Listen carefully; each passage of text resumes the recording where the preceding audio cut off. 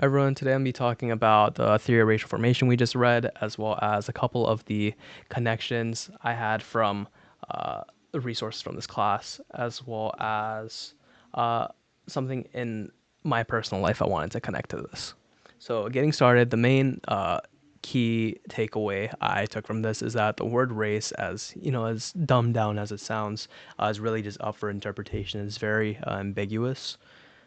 Race can be a social construct. It can be something we kind of all collectively understand as a society, yet it can be interpreted based off of individual ideologies, experiences, and even just biological illusory features. And essentially, race is a cultural representation and construct, and a very complicated crossroad between these two.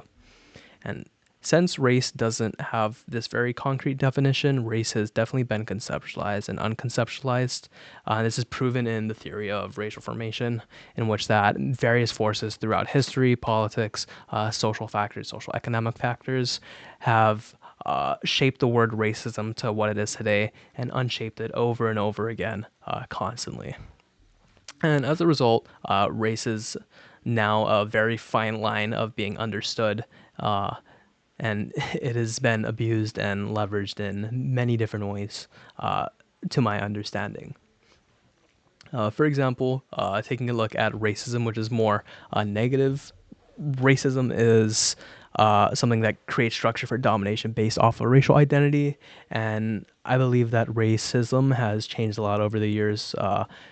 In the past, I've kind of understood racism as strictly just calling someone a slur, saying a word that's offensive because of oppression and whatnot. But today, very small comments that you might not even realize are racist can be classified as racist by uh, a specific group of people, especially whether it's of that race that is being oppressed or not.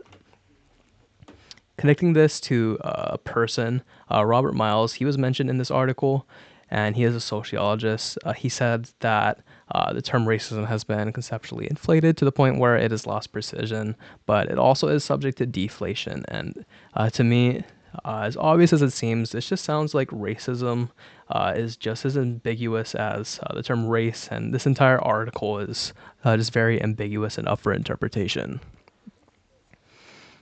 Connecting this to me,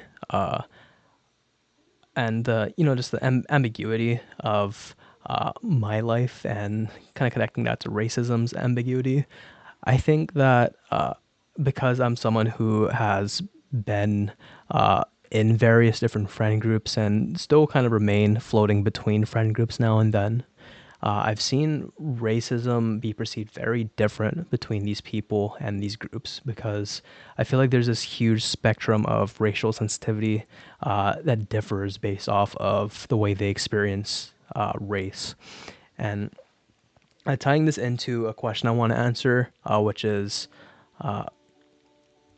how do you believe researchers could improve their scientific bounds of studies to better represent, like the Asian population? I think that intersectionality is definitely an approach we need to focus more on, because there are many different factors that play into how we define what a race is. And the term Asian, yet Asian American, is just not cutting it to really dive deeper into the population.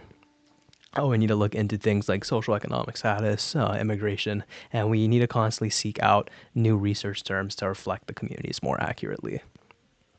And finally, tying that together as well and kind of connecting that, a question I wanted to answer as well was, what is my identity? And breaking down the question, identity is just a sense of who I am. It's the physical, behavioral, or even experience or biological person I am. But you can say that I'm Wasian, which is partially correct. I'm someone who is half white, half Filipino, but at the end of the day, someone who's Wasian can be perceived in very different ways. It can be someone who is uh, pale skin toned, and I'm definitely not extremely pale. And this kind of just goes back to why we need to be intersectional and research for this Asian demographic.